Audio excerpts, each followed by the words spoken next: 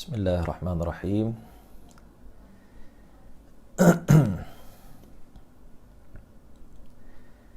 Alhamdulillah.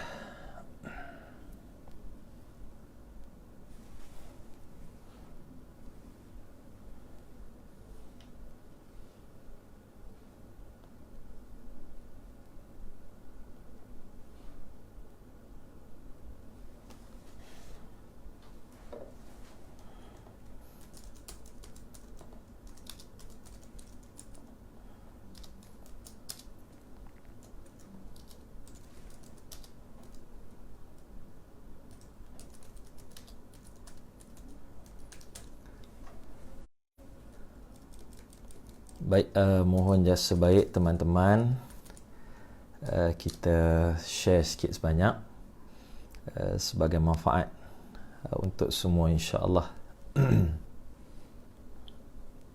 Sebelum kita mulakan malam ini,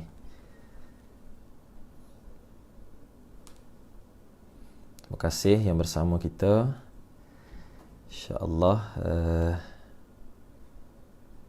Moga kita dapat berkongsi sikit sebanyak sebelum kita mulakan. InsyaAllah kita akan pergi sekitar setengah jam kita punya tazkirah tarawih ni. Sambil-sambil yang di rumah tu tengah makan moreh, kita sebar-sebarkan dulu untuk rakan-rakan kita dari kita bersiaran, insyaAllah, untuk Masjid Nurus Saadah Taib Andak, Kulai Jaya.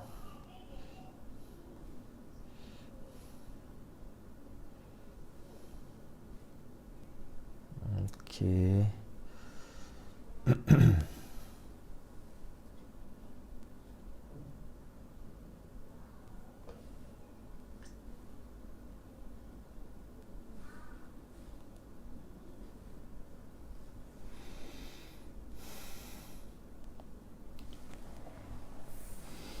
Baik, bismillahirrahmanirrahim.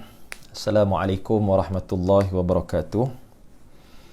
Alhamdulillahirabbil alamin, wassalatu wassalamu ala asyrafil anbiya'i wal mursalin wa ala alihi wa ashabihi ajma'in. Subhanaka la ilma lana illa ma 'allamtana innaka antal alimul hakim. Rabbi shrah li sadri wa yassir li amri wahlul 'uqdatam min lisani yafqahu qawli. Rabbi zidna ilma warzuqna fahma. Asyhadu an la ilaha illallah wa asyhadu anna Muhammadan abduhu wa rasuluh. Allahumma salli ala Sayyidina Muhammad. Allahumma salli ala Sayyidina Muhammad. Ilahana anta maqsudana wa ridhaka matlubana. Amin amin amma ba'. Alhamdulillah. Terima kasih pada semua yang bersama malam ni. Saya ucapkan terima kasih kepada Nazir Masjid Nurus Saadah Taib Andak, Felda Taib Andak, Kulai Johor, yang memberikan ruang, yang membuat jemputan pada malam ini untuk kita bersiaran.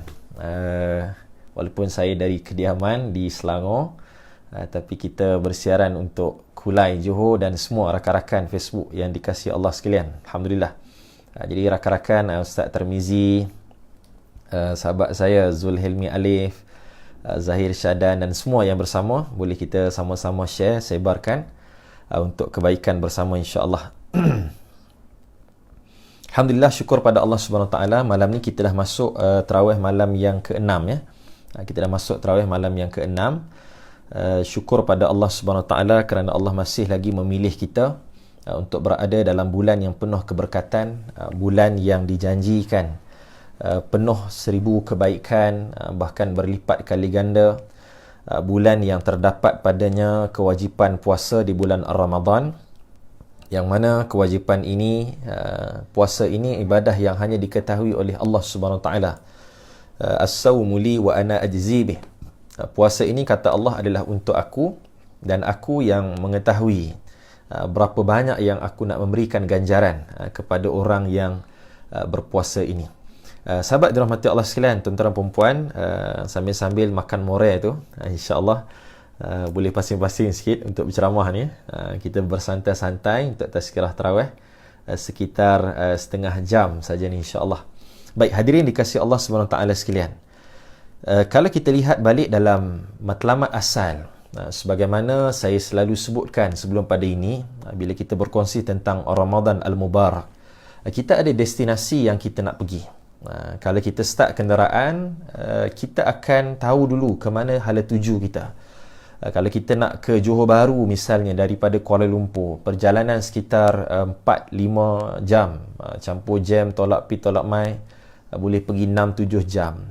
Maka kalau perjalanan yang jauh, kita akan buat segala persiapan yang sesuai dengan perjalanan tersebut. Kita akan buat persiapan yang sesuai dengan perjalanan tersebut. Kita akan pastikan kenderaan dalam keadaan yang baik. Kita akan tengok plus traffic, apa keadaan jalan raya, kesibukan, kesesakan. Kita akan merancang perjalanan. Apatah lagi, termasuklah kita di dalam bulan Ramadan Al-Mubarak, kita kena selalu refresh, kena selalu mengingat semula, tuan-tuan dan perempuan, apa destinasi. Kita masuk Ramadan ni akhirnya nak pergi ke mana, kata orang Kedah.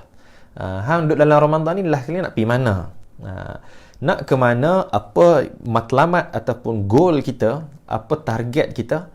Tidak lain adalah sebagaimana yang ditekankan oleh Allah Subhanahu Wa Taala dalam pensyariatan Ramadan, pensyariatan puasa ini yang diturunkan pada tahun kedua hijrah Nabi sallallahu alaihi wasallam.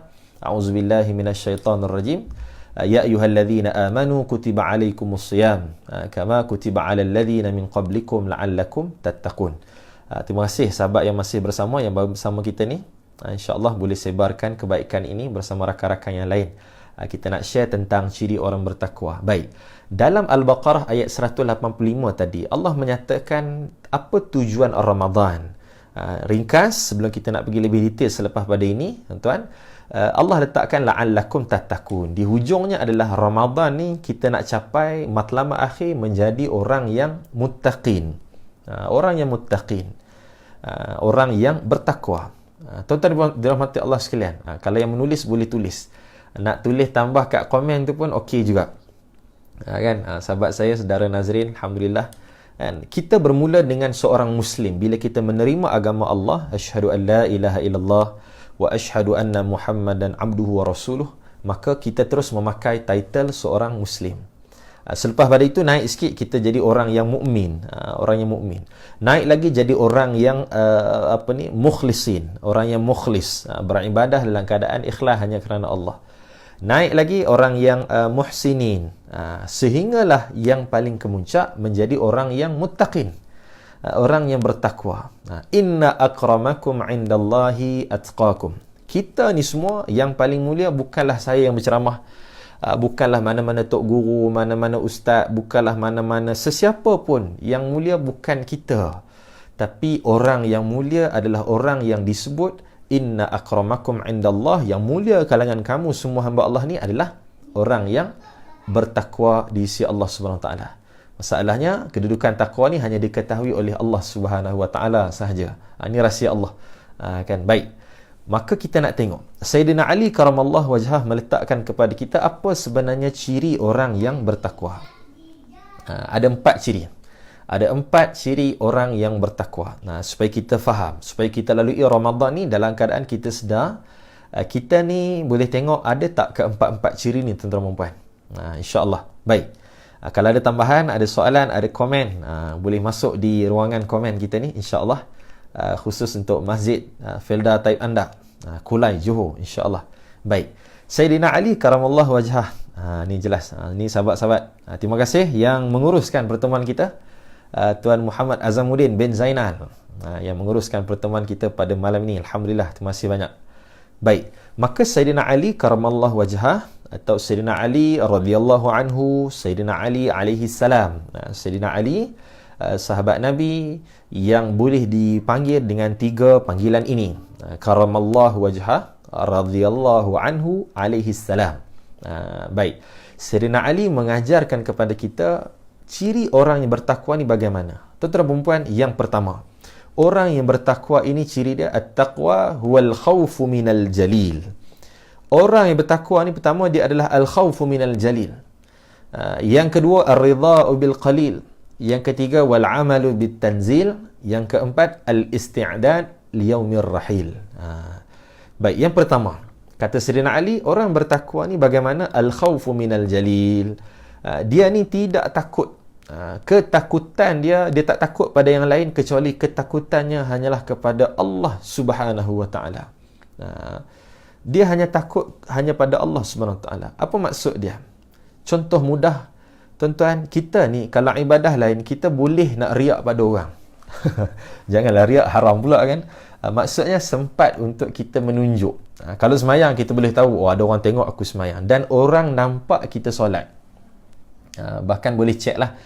Kalau tanya nazir masjid tahu ahli qaryah mana yang tak pernah sampai ke masjid. Kan, tiba-tiba bila PKP tak boleh ke masjid, dia paling bising sekali. Bila kerajaan nak izinkan ke masjid surau, dah lama tak merasai kemeriahan. Sebelum PKP tak nampak pun di rumah Allah. Wal'iyazubillah. Moga-moga kita dapat hidayah insya-Allah. Baik, solat kita boleh tunjuk pada orang dan orang boleh nampak. Nazir masjid tahu siapa ahli qaryah yang tak pernah datang, siapa yang kaki masjid. Kan, tengok kaki dia nampak masjid, punya kuat ke masjid. Subhanallah. Kan, haji kita boleh tahu. Tunggu je di KLIA, nampak pakai ihram bulan haji, yalah tu kat Leha nak pergi buat haji lah tu. Ataupun pergi cek je di lembaga tabung haji, nama sekian, giliran dia, duit pun cukup dah waktu tu, okey sah, dia ni memang nak pergi haji lah tu. Kan, apa lagi tuan-tuan? Zakat kita boleh cek dengan lembaga zakat atau pusat penguntan zakat. Ibadah-ibadah yang lain boleh diketahui oleh makhluk Allah yang lain, khususnya di kalangan manusia. Tapi puasa ini satu-satunya ibadah yang kita nak riak pun tak boleh. Masuk bulan Ramadan, esok kita dah masuk 6 Ramadan.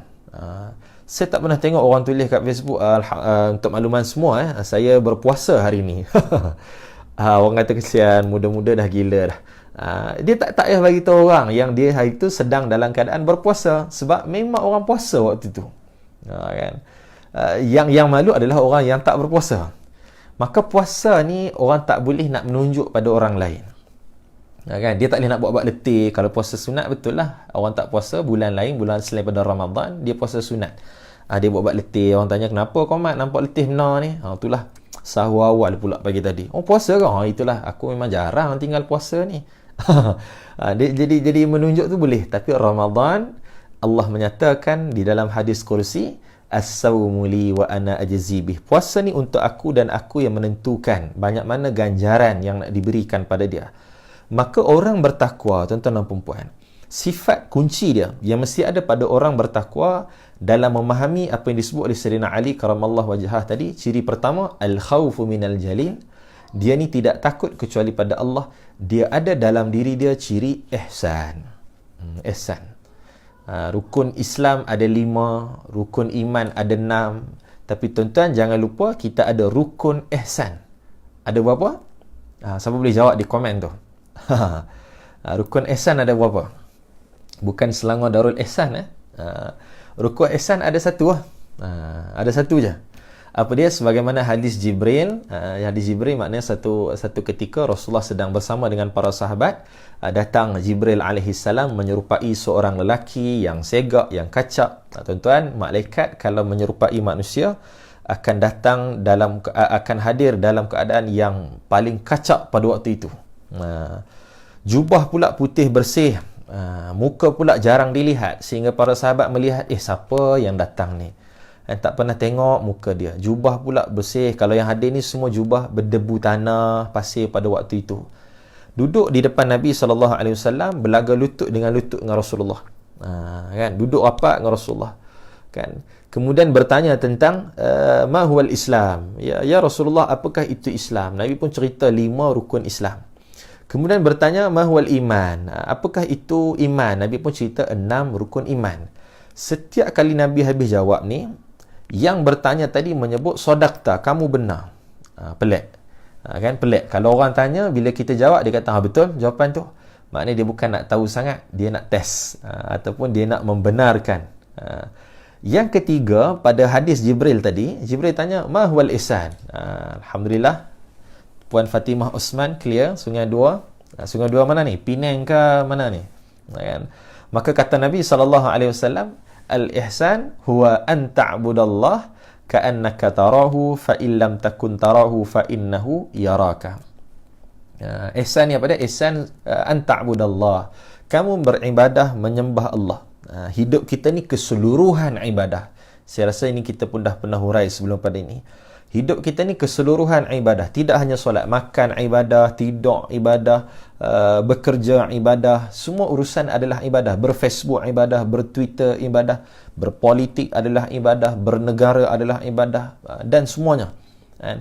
Semua ibadah tadi, ka'annaka tarahu, seolah-olah ketika kita sedang beribadah hidup ni, ka'annaka tarahu, seolah-olah kita dapat melihat Allah. Fa illam takun tarahu, kata Rasulullah, sekiranya kamu tak dapat melihat Allah, fa innahu yaraka, memang kita tak boleh melihat Allah secara mata kasar kita, kedudukan kita. Bila kita boleh tengok Allah, ibu ayah sekalian, tuan-tuan dan puan-puan, bila sampai ajal, selesai urusan barzah, selesai urusan mahsyar, insya-Allah ketika kita lulus masuk syurga Allah, waktu itu semua hamba yang beriman, yang memilih Allah sebagai hidup dia di dunia, akan mampu bertemu Allah Subhanahu Wa Taala. Anta'budallah ka'annaka tarahu fa illam takun tarah, kalau kamu tak boleh melihat Allah, fa innahu yaraka, ketahuilah bahawa Allah sedang melihat kamu 24 jam. Ini orang bertakwa, tuan-tuan. Alhamdulillah, Tuan Fazullah Faz. Sama-sama, moga bermanfaat insya-Allah. Inilah yang kita sebut, orang bertakwa ni dia selalu merasai Allah melihat dia. Ketika dia memegang handphone berseorangan, dia tahu bukan hanya dia dan handphone, kecuali ada Allah juga yang melihat. Ataupun simpul mudah, tuan-tuan dan puan-puan, mengetahui al-khawfu minal jalil, memahami kedudukan ihsan secara umum, adalah manusia, orang yang beriman, khususnya orang yang bertakwa, dia tahu setiap masa dia tidak pernah berseorangan kecuali berempat. Pasal berempat, Ustaz? Pertama adalah dia sendiri. Yang kedua ada Allah yang melihat. Yang ketiga dan keempat ada dua lagi malaikat yang bersama. Ini al-khawfu minal jalil. Kedudukan orang yang memahami taqwa ni, dia tidak terlepas daripada pandangan Allah Subhanahu Wa Taala. Satu, kita memahami konsep ihsan. Maka tuan-tuan, puasa Ramadan jadikan sungguh-sungguh bukan setakat lapar dan dahaga, tapi kita jaga mulut. Pasal apa? Mulut ni kita tahu Allah dengar apa yang kita sebut. Kita jaga pandangan sebab kita tahu Allah tahu apa yang kita tengok. Kita jaga telinga. Hari ni telinga dan mulut kita ada kat mana? Ada kat handphone. Di situlah kita mendengar, di situlah kita bercakap. Maka di handphone tu, grup WhatsApp tu, di Twitter kita, di Instagram, Facebook kita ni, kita menjaga kerana kita tahu Allah juga berada di dalam Facebook tadi. Ini bahasa yang kita nak sebut. Allah juga berada dalam Twitter. Allah juga berada dalam semua grup-grup WhatsApp. Allah berada dalam internet. Allah berada di mana-mana. Allah melihat kita. Satu. Yang kedua, ciri orang bertakwa, kata Sayyidina Ali karamallahu wajhah, yang kedua adalah Sayyidina Ali meletakkan, terima kasih Imam Edi, sahabat saya, saudara Hakimi, Surya Aripola, nama Zarmawati Guantior, Masya Allah, ni semua dari mana ni? Kan, macam baru berkenalan kita ni, kan? Baik. Yang kedua, kata Sayyidina Ali karamallahu wajhah, orang bertakwa yang kita nak capai dengan matlamat Ramadan, dia ni ar-ridha'u bil qalil. Dia selalu redha dengan pemberian Allah Subhanahu Wa Taala walaupun qalil, sedikit. Apa maksud dia? Orang yang bertakwa ni, ciri dia yang kedua adalah dia seorang yang redha dengan qada Allah Subhanahu Wa Taala. Seorang yang redha dengan ketentuan Allah. Ustaz, macam mana nak faham redha ni? Imam Edi rindu kuliah Ustaz. Jomlah kita buat online dengan geng Tekali. InsyaAllah, geng Sungai Tekali Hulu Langat. Baik, macam mana nak faham redha ni, tuan-tuan? Redha ni adalah, tuan-tuan boleh ambil nota ni. Redha ni adalah ketika mana seseorang itu merasa gembira dengan semua ketentuan Allah. Saya ulang, redha ni bagaimana? Redha ni adalah ketika mana seseorang Muslim tadi, mukmin tadi, termasuklah muttaqin, yang redha ini orang bertakwa ni, bagaimana dia merasa gembira dengan semua ketentuan Allah. Apa yang berlaku dalam hidup, dia gembira. Ibu ayah sekalian, tuan-tuan dan puan-puan, sahabat dirahmati Allah, kita meyakini redha ni bagaimana apa sahaja yang berlaku ke atas kita, itulah yang terbaik di sisi Allah Subhanahu Wa Taala. Allah telah menyusun semuanya. Kan? Allah telah meletakkan segala-galanya. Lepas tu Ustaz, kami ni nak kena redha ke dengan COVID-19 ni? Ya. Kenapa kita nak redha Ustaz? Kan COVID ni ada orang kata sebagai bala Allah. Bolehkah redha dengan bala Allah? Ya, kita kena redha. Redha bagaimana? Redha dengan menterjemahkan sabar, melahirkan kepada kita kesabaran. Kan ingat hadis Nabi SAW, antara yang Nabi sebut dalam satu maksud hadisnya, kata Rasulullah, ajabil lil mu'minin, ajaibnya orang beriman, kullu lahu khair, mereka ini sentiasa dalam kebaikan. Bila dia diberikan kepadanya nikmat, dia akan bersyukur. Orang beriman ni bila dapat nikmat yang banyak, sebelum ni kan bebas ke sana sini, nak melancong sana sini. Saya difahamkan ada yang dah beli tiket melancong sana, umrah lah, nikmat lah, boleh ke sana sini, boleh makan sedap-sedap. Tiba-tiba mai COVID-19, kerajaan keluar perintah kawalan pergerakan, PKP, hilang nikmat tu sedikit. Kan? Hilang nikmat. Waktu dapat nikmat, apa berlaku? Dia syakara, dia bersyukur pada Allah. Semakin banyak nikmat, dia semakin syukur dekat pada Allah. Satu. Orang beriman ni pula kata Rasulullah, bila dia diuji musibah, diberi musibah yang berat, diberikan ujian yang dahsyat, dia berhadapan dengan fitnah, tomahan dan sebagainya, dia sabara, dia bersabar pada Allah SWT. Dia melahirkan kesabaran kepada Allah. Dia memahami bahawa apa yang berlaku ini adalah ketentuan Allah SWT. Kemudian, tuan-tuan dan puan-puan, nak faham redha ni juga, selain daripada memahami apa yang berlaku, semua ni itulah yang terbaik di sisi Allah. Nak faham redha ni juga adalah dia meyakini, kita meyakini bahawa setiap yang berlaku pasti ada hikmah yang tersembunyi. Mesti ada hikmah. Apa maksud hikmah? Hikmah ni adalah sesuatu yang Allah nak berikan dengan apa yang Allah jadikan. Sesuatu yang Allah nak berikan selepas pada itu dengan apa yang Allah jadikan. Contoh mungkin duit kita hilang. Kan, duit hilang banyak Ustaz, 2-3 ribu hilang Ustaz. Ada sahabat saya, tuan-tuan dan puan-puan, saya tak ingat Aidilfitri banyak tahun dah, tiba-tiba kami dapat dalam WhatsApp group, dia kata siapa boleh tolong transfer urgent. Waktu tu dia tengah on the way balik raya di Kedah. Kan? Apa berlaku, dia ni nak jadi ceritanya, dia ni lah yang bekerja keras, bisnes, niaga sana sini. Hasil jualan tu lah dia bagi kat mak ayah. Ayah dia pula dapat duit tu lah buat rumah sikit-sikit. Dapat duit sikit, beli simen, bancuh simen, ikat bata, bina rumah. Tak ada duit, tak bina lah rumah. Rumah kecil lah, maknanya nak besarkan rumah sikit sesuai keadaan rumah. Kemudian kalau hantar duit, buat lagi. Nak jadi cerita, tuan-tuan dan perempuan, suatu ketika dia balik raya tu, Rashid Al-Amin, Assalamualaikum Ustaz, saya jiran Ustaz. Waalaikumsalam, selamat menonton jiran. Kan, Azman Zaini, Masya Allah. Baik, satu ketika dia balik raya tu tak tahan, nak terkencing tengah jalan, berhenti R&R, nak jadi ketentuan Allah SWT, nak jadi rezeki, lupa nak lock pintu kereta. Tinggal kereta tak kunci, masuk toilet, dalam kereta tu ada duit berbelah ribu, tuan-tuan, ibu ayah sekalian, berbelah ribu, ada laptop. Masuk selesai buang air kecil tu, kosong dah. Duit pun hilang, laptop pun hilang. Baik, orang beriman itu adalah musibah, maka bagaimana dia berhadapan dengan musibah? Dia bersabar. Sabar, dan dia yakin ada hikmah. Boleh jadi ada duit-duit dalam jualan dia tadi, bisnes tadi, yang duit tak bersih, duit yang tak berapa nak bersih untuk dipersembahkan pada Allah, maka Allah nak bersihkan duit tadi. Boleh jadi dengan keadaan tersebutlah dia semakin dekat dengan Allah Subhanahu Wa Taala. Waktu tengah kaya, bisnes tengah kencang, customer ramai, dia pula influencer yang hebat, orang semua puji dia, waktu itu dia makin jauh dengan Allah. Tiba-tiba cara Allah rindu dengan keluhan dia, Allah rindu dengan doa dia, Allah rindu dengan sujud rukuk dia. Allah uji musibah yang berat, menyebabkan dia tersentak, hikmahnya kembali semula pada Allah SWT. Ini kedudukan. Maka orang yang beriman, tuan-tuan dan puan-puan, yang kedua disebut oleh Sayyidina Ali karamallahu wajhah adalah dia ni ar-ridha'u bil qalil, sentiasa redha dengan pemberian Allah walaupun sedikit. Itu yang kedua. Baik, bismillah, minum dulu tuan. Terima kasih yang bersama kita ni. Saya tengok ramai juga nama-nama baru, boleh jadi sahabat-sahabat yang berada di Johor ni, insya-Allah. Terima kasih banyak.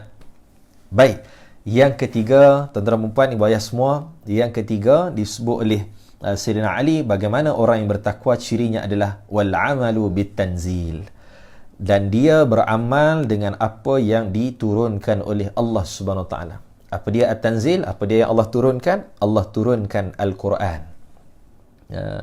Ibu ayah sekalian, tuan-tuan dan puan, sahabat semua, kita kena faham bahawa dunia ini ada tuan dia. Ada tuan dia. Kita kalau beli handphone, kita beli handphone di kedai, dia akan bagi satu kotak. Dia tak bagi handphone je. Nah bang, handphone dah. Kita akan tanya balik, kotak tak ada ke? Dia akan bagi kotak. Baik, dalam kotak tu apa ada? Pertama, handphone kita lah. Yang kedua, yang wajib ada adalah buku manual. Mesti ada buku panduan penggunaan. Ataupun orang putih kata user guide. Kan? Panduan penggunaan. Mesti ada. Kita beli apalah, alat-alat dapur ke, ibu-ibu beli apa tu, mesin yang baru tu, yang 7,000 lebih tu. Letak je bahan, setting nak apa, nasi goreng Pattaya, siap terus. Letak je bahan, tekan button, settle. Maju dunia sekarang kan. Kan, beli apa pun mesti ada user guide, manual book dia. Begitulah kalau dunia ini pemiliknya, tuannya adalah Allah. La ilaha illallah. Tiada Tuhan. Ilaha, siapakah Tuhan? Tuhan ni yang dia tidak bergantung dengan orang lain. Maka kalau bumi ni, tuan-tuan dan puan, IR Hadi Ahmad, terima kasih bersama kita. Mohon tunjuk ajar. Maka bumi ni kalau kita yakin dia ada Tuhan, ada pemilik dia, yakni Allah, maka Allah tidak tinggal kita begitu je. Allah kurniakan kepada kita satu manual book, user guide yang kita sebut tadi. Macam mana hang ni, lembu, binatang, orang, kita ni, jin, nak hidup kat dunia ni, ini panduan dia. Apa dia? Al-Quran. Dan Al-Quran inilah yang disebut oleh Sayyidina Ali tadi, wal amalu bitanzil. Kita tidak akan beramal kecuali dengan apa yang diturunkan oleh Allah Subhanahu Wa Taala. Maka Allah turunkan Al-Quran. Ibu ayah semua, kita kena faham bahawa hanya Al-Quran lah yang boleh memberikan petunjuk. Al-Quran ni ibarat kata macam lampu suluh yang boleh menyuluh jalan kehidupan kita. Kan? Ustaz Abdul Malik, terima kasih. Al-Quran ni boleh menyuluh jalan kehidupan kita. Syahrul Ramadan alladhi unzila fil Quran hudan linnas. Saya selalu bagi analogi begini, tuan-tuan dan puan, sahabat sekalian. Belah kanan saya ni buah anggur juga. Belah kiri pun anggur juga. Tapi siapa yang boleh menyatakan anggur yang kanan ni kalau jadi air halal diminum, anggur yang kiri ni kalau jadi air sekian haram diminum? Tengok mata kasar sama, dua-dua buah anggur jadi air, jadi jus. Yang ni buah anggur juga jadi air, tapi nama dia al-khamar ataupun arak memabukkan. Ini pun anggur juga. Ini anggur jus, ini anggur diperam, bubur bahan sekian jadi ini. Baik, apa yang berlaku? Datang Al-Quran di tengah yang menjelaskan kepada kita hudan linnas wa bayyinatin minal huda wal furqan. Fungsi Al-Quran adalah menjelaskan yang mana boleh, yang mana tak boleh. Itu kedudukan. Kan? Saya selalu sebut contoh yang lebih, minta maaf, advance sikit. Minta maaf contoh ni. Seorang lelaki bersama dengan seorang perempuan, mereka ini dinikahkan. Berlaku akad nikah, selesai 5 rukun nikah, ada wali, ada tok kadi, ada saksi, ada ijab, ada qabul, ada pengantin lelaki perempuan ni, selesai akad nikah. Minta maaf, ni untuk orang kahwin ni, mereka pun tidur bersama, dapat anak. Baik, satu. Situasi yang kedua, lelaki dan perempuan lain tidak melalui proses nikah. Mereka ini minta maaf, tidur yang sama juga, mengandung perempuan tadi, dapat anak juga. Mata kasar, akal kita hanya melihat dua-dua ni sama. Laki perempuan sama. Duduk bersama, tidur bersama, mengandung yang perempuannya, beranak dan sebagainya. Mata kasar, akal sebut nampak sama. Tapi datang Al-Quran, wa bayyinatin minal huda wal furqan. Quran membezakan yang belah A tadi, yang pertama ini halal sebab ianya berlaku proses pernikahan yang sah, ikut kaedah yang Allah nak. Tapi yang B, yang kedua tadi, haram, ia dinamakan zina. Anak tadi adalah anak hasil zina. Anak tadi tak berdosa, tapi penzina tadi menanggung dosa selagi tidak bertaubat, selagi taubat tak diterima oleh Allah Subhanahu Wa Taala. Itu kedudukan dia. Sebab itu kalau kita meminggirkan Al-Quran dalam kehidupan, kita akan menemui kesesatan. Dia tak jumpa jalan keluar lah. Duduk dalam dunia yang gelap, tiba-tiba tak ada lampu suluh. Terlanggah habis dinding, tersepak habis barang-barang. Begitulah ibarat, tuan-tuan. Sebab itu Al-Quran ni, dia adalah satu benda yang mengatasi akal manusia. Saya selalu bagi analogi mudah, tuan-tuan. Macam kita berwuduk lah. Berwuduk ni ambil semua. Ya ayyuhallazina amanu idza kuntum ila shalah faghsilu wujuhakum wa aydikum ila al-marafiq wamsahu bi ru'usikum wa arjulakum ila al-ka'bain. Bila kamu nak mendirikan solat, wahai orang beriman, faghsilu wujuhakum, hendaklah kamu basuh wajah kamu. Wa aydikum ila al-marafiq, hendaklah kamu basuh tangan sampai siku. Wamsahu bi ru'usikum, kamu sapu kepala. Wa arjulakum ila al-ka'bain. Ambil 4 anggota wajib wuduk. Katalah tengah-tengah sembahyang tarawih. Kan? Ni semua tengah tarawih di rumah ni kan. Suami jadi imam, bapa jadi imam. Tengah-tengah sujud tarawih, tuan-tuan, terkentut pula. Minta maaf ibu-ibu sekalian. Ini contoh fiqh. Kan? Terbuang angin. Terkentut. Bahasa mudah terkentut lah. Bahasa orang muda ni, minta maaf lah, tuan-tuan kan. Bahasa mudah faham. Syahir Safwan, terima kasih. Terkentut pula sembahyang, terkentut. Baik. Batal tak wuduk? Wuduk batal. Bila batal wuduk, batallah solat. Baik. Ikut logik. Ikut logik akal yang Allah bagi pada kita ni, anggota mana yang menyebabkan batal wuduk tadi? Anggota mana, tuan-tuan? Kan? Anggota mana yang menyebabkan batal wuduk tadi? Minta maaf sebut, bahagian punggung lah. Dia yang bersalah sebab dia lah menyebabkan keluarnya angin. Daripada situlah terbatalnya wuduk kita. Baik. Kalau ikut logik, tuan-tuan, ikut logik sahaja. Tadi ni Allah Kak Leha dah ambil wuduk letih-letih dah. Buka telekong sana kan. Lepas iftar tadi, iftar pakai telekong, tiba-tiba tengah iftar tu batal wuduk pula. Buka balik telekong, ambil balik. Ni orang perempuan ambil wuduk bukan senang, tuan-tuan. Ambil balik wuduk sana sini. Kemudian terbatal wuduk dengan sebab terkeluar angin di bahagian belakang. Ikut logik, sepatutnya pergi kat kepala paip tu, basuh punggung je lah. Sebab, minta maaf sebut, punggung tadilah yang menyebabkan batalnya wuduk. Ikut akal. Tapi Islam datang, Quran menyatakan, hadis Nabi menyatakan pada kita, ambil semula wuduk tanpa setitik air pun membasuh tempat keluar angin tadi. Soalan, logik boleh terima tak, tuan-tuan? Tak boleh. Apa, Ustaz? Tak logik lah, Ustaz. Yes, sebab itu hidup di dunia tidak hanya menggunakan rasional ataupun logik akal. Ia mesti dipandu oleh wahyu Allah Subhanahu Wa Taala. Namanya adalah Al-Quran. Kena kita dengan Ramadan ni, orang bertakwa, dia beramal dengan apa yang diturunkan oleh Allah, wal amalu bitanzil. Maka tuan-tuan, tolong susun Ramadan ni disiplin pembacaan kita dengan Al-Quran. Banyak baca Quran. Malu Ramadan, syaitan telah dibelenggu. Hanya tinggal iman kita, nafsu kita, tapi kita masih lagi lalai dengan Al-Quran. Kalau saya boleh sebut sikit lagi, Nabi menyatakan kepada kita dalam sebuah hadis, innal qulub yasda'u kama tasda'ul hadid. Sesungguhnya hati ini, kata Rasulullah, boleh berkarat sebagaimana berkaratnya besi.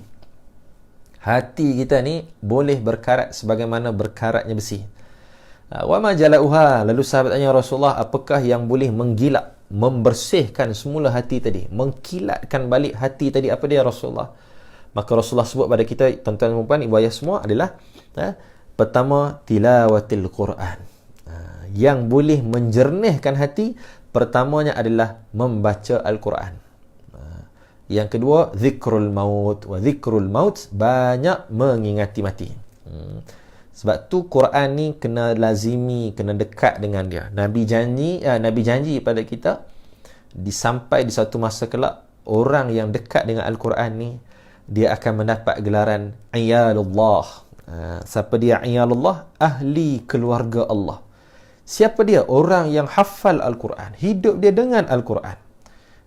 Bangun pagi, berwuduk, solat, kemudian Al-Quran. Ada masa lapang, dia teringat, Quran tak baca lagi. Quran dia menjadi sahabat baik dia. Maka orang begini akan dibangkitkan kelak dengan gelaran Iyalullah, ahli keluarga Allah Subhanahu Wa Taala. Ini kedudukan. Maka kita kena banyak baca Quran. Apa lagi nak buat dengan Quran? Kita kena tadabbur. Tadabbur ni kena mengaji tentang Al-Quran. Tengok tafsir, bukan hanya tengok terjemahan. Kemudian mengaji dengan kuliah-kuliah yang membincangkan tentang Al-Quran. Sebagai contoh malam ni, mudah-mudahan secara umumnya kan bincang tentang Al-Quran, supaya kita terus mendalami apa maksud yang Allah nyatakan di dalam Al-Quran. Pasal apa Allah ulang banyak kali dalam surah Ar-Rahman, fabi ayyi ala'i rabbikuma tukadziban. Apa maksud dia? Kenapa tentang hutang sampai satu muka surat dalam Al-Quran? Satu muka surat, satu ayat dalam Al-Quran.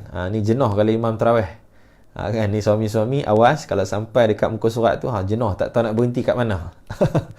Kan sebab satu muka surat tu tentang hutang. Kenapa Allah nyatakan sekian? Maka benda ni memerlukan kepada pengajian, tadabbur Al-Quran. Sebab tu tuan-tuan dan puan, semuanya kita akan faham. Orang bertakwa yang ketiga ni kata Sayyidina Ali karamallahu wajhah, dia al-amalu bitanzil, dia beramal dengan apa yang diturunkan oleh Allah. Yang terakhir pada malam ni insya-Allah, ciri orang bertakwa adalah al-isti'dad liyaumir rahil. Ciri yang keempat orang bertakwa ni adalah al-isti'dad, dia selalu melakukan persiapan liyaumir rahil, hari yang akan kehidupan akhir kelak, kehidupan yang pasti.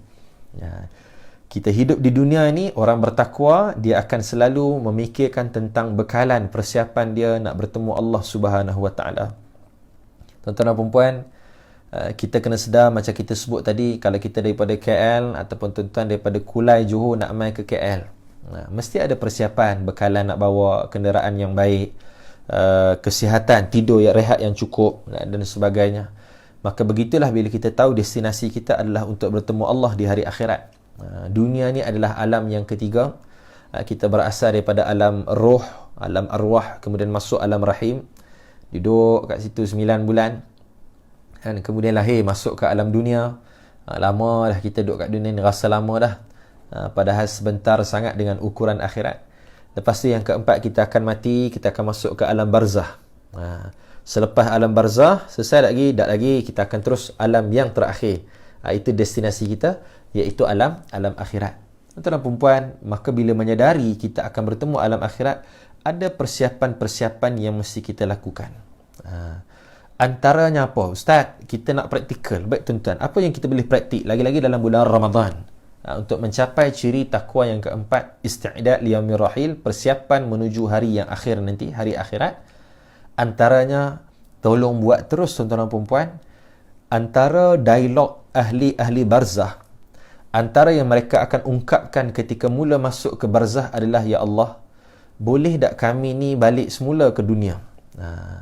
Boleh tak kami nak balik saja ke dunia, nak balik sekejap ke dunia? Balik buat apa? Nak buat haji ke? Tak. Nak pergi umrah ke? Tak juga. Nak baca Quran banyak-banyak ke? Tak juga. Apa antara yang diminta oleh ahli barzah adalah, ya Allah, kami nak bersedekah. Nak bersedekah, nak meletakkan jariah, nak bagi sedekatun jariah.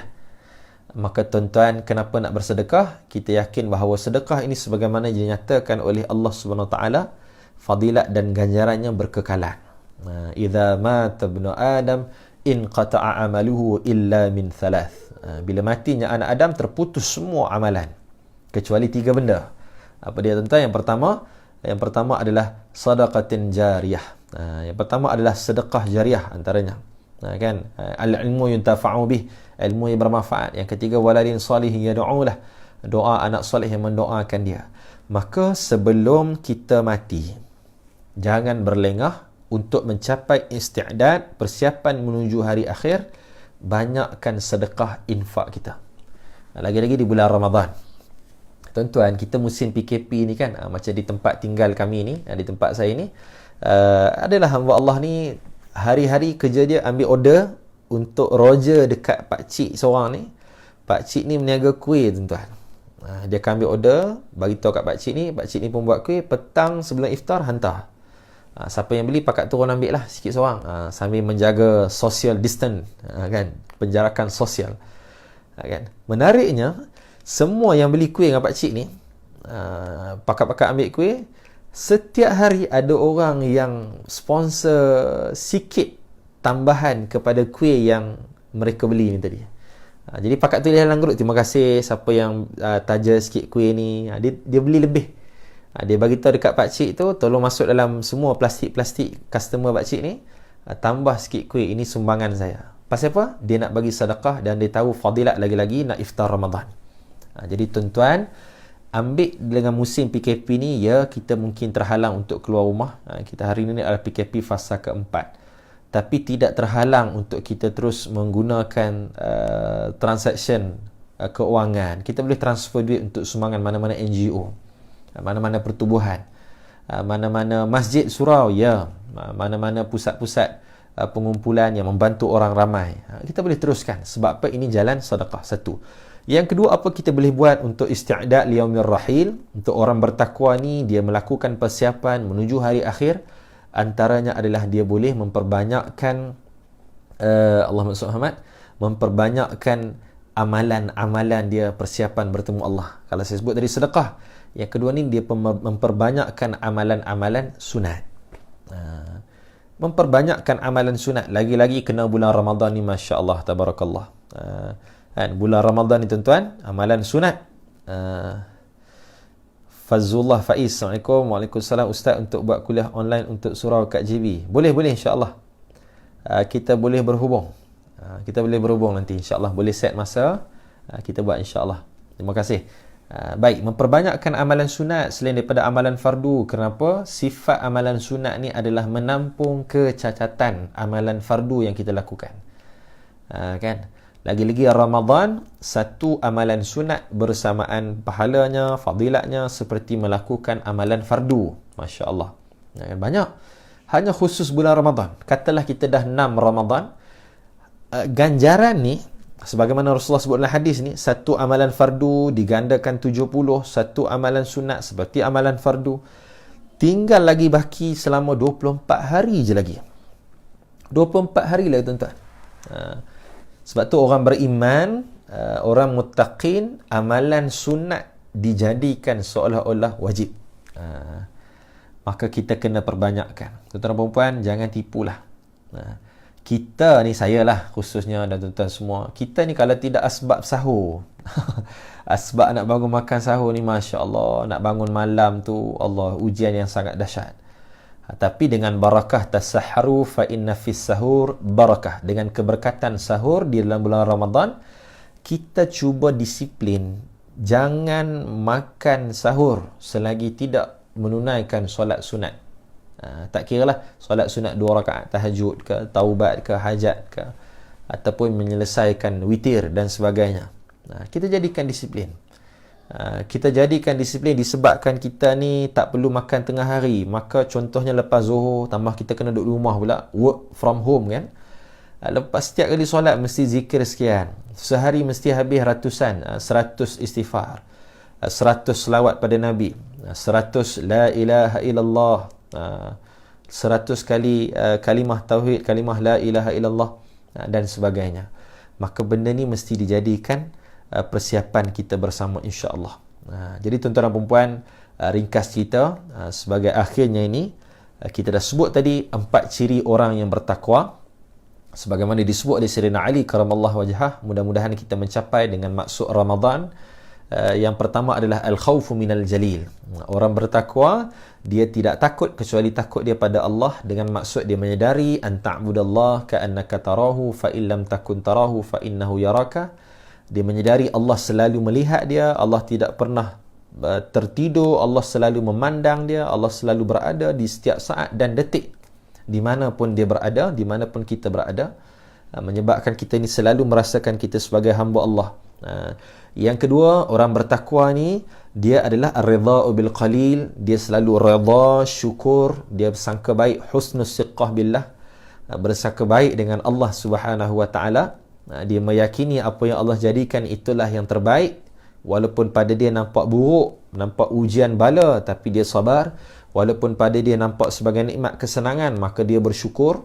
Ini dia selalu meletakkan kedudukan serah pada Allah, redha dengan qada, ketentuan Allah. Yang ketiga, orang bertakwa ni, kata Sayyidina Ali, dia ni al-amalu bit-tanzil. Dia akan beramal dalam kehidupan dia ni, baik makan, minum, tidur, keluarga, ekonomi, sosial, pemerintahan, kerajaan, ketenteraan, semua kehidupan dia ni, dia akan beramal dengan panduan tanzil yang diturunkan, yakni Al-Quran. Quran pula mesti disokong dengan sunnah Nabi SAW yang menafsirkan Al-Quran. Dan sunnah Nabi ni juga menurut kita ahli sunnah wal jamaah, dia ada ijma', qiyas dan sebagainya, mengikut panduan alim ulama' yang Allah warasatul anbiya, kata Rasulullah, ulama' pewaris sekalian para nabi. Dan yang keempat yang terakhir kita sebut tadi, orang bertakwa, ibu ayah sekalian, tuan-tuan dan puan, dia al-isti'dad, dia selalu melakukan persiapan liyaumir rahil, untuk bertemu hari yang pasti, hari akhirat, iaitu dua lagi alam selepas kehidupan dunia, iaitu alam barzah dan juga alam yang pasti, alam akhirat, insya-Allah. Jadi ibu ayah dirahmati Allah sekalian, saya ucap terima kasih banyak yang bersama kita malam ni. Ada soalan ke di komen kita ni? Alhamdulillah, ramai yang bersama. Saya ingat ni ramai juga orang-orang warga Johor, warga Kulai Johor. InsyaAllah. Syawal Khan, Pak Su, Alhamdulillah, apa khabar? InsyaAllah sekadar itu mungkin yang dapat kita kongsikan. Kalau ada persoalan sikit sebanyak, boleh kita masuk, ada ataupun ada pembetulan, insyaAllah. Jika ada tambahan sebelum kita tutup bersama dengan doa pada malam ini. Ya, ibu ayah sekalian, 4 ciri takwa tadi sama-sama kita moga-moga bermanfaat. Samping tu ibu ayah sekalian, kita kena ingat bermula malam ni jangan terlepas, selain daripada kita ingat untuk niat puasa. Siapa belum niat lagi, niat cepat. Samping itu juga jangan lupa untuk selalu berdoa. Selain daripada Allahumma barik lana fi Ramadan, ya Allah, kurniakan keberkatan kepada kami, Allah, ataupun kepada aku untuk dalam bulan Ramadan. Tambah sikit untuk Allah pertemukan kita dengan Allahumma ballighna Lailatul Qadri.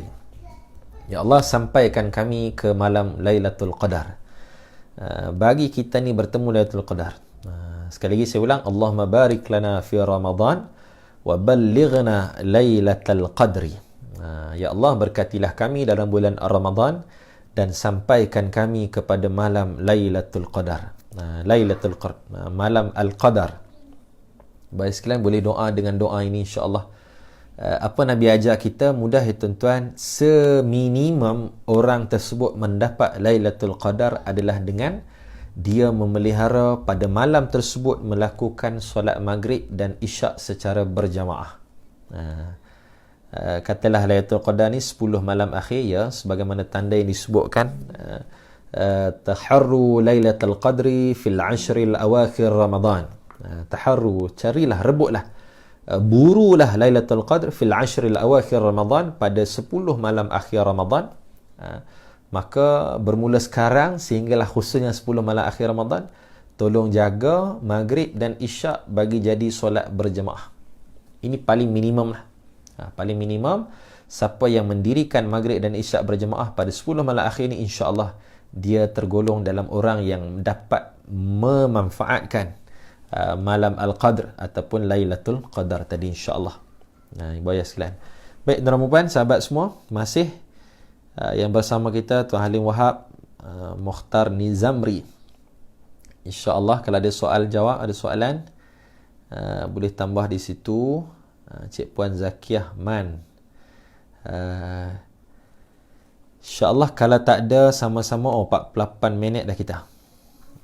Sama-sama kita tutup. Mudah-mudahan kita terus diberi keberkatan, sama-sama kita mengamalkan, insya-Allah. A'udzubillahi minasyaitonirrajim. Bismillahirrahmanirrahim. Alhamdulillahirabbil alamin. Wassalatu wassalamu ala asyrafil anbiya'i wal mursalin wa ala alihi wa ashabihi ajma'in. Allahumma faqqihna fid din wa 'allimna at-ta'wil.